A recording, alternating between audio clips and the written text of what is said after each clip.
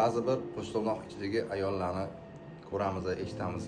Alloh ne'mat beradi, farzand, ya'ni eng ulug' ne'mat. O'sha farzandlarini noshukrchilik qilib, mehribonlik uyiga yoki kimlargadir berib tashlab ketishadi. Eshitib ko'rib xafa bo'lamiz-da.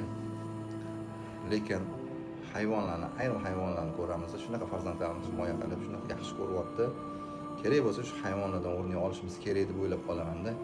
Bizning mushi farzandli bo'ldi. 4 ta tug'di.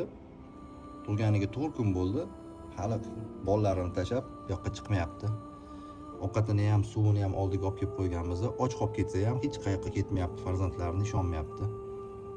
Shuni ko'rib qoyil qo'yardim-da. Cho'tni o'zida yotib, emizib yotibdi.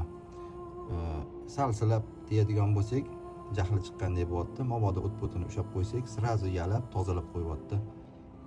Shunaqa asrab avaylab farzandlarini boqyapti, qarayapti. Bizachi? Bizada odamlar Alloh bergan ne'matiga noshukr qilib, farzandini tashlab ketayotganlar qancha. Shunaqa gaplar xulosa o'zingizlardan.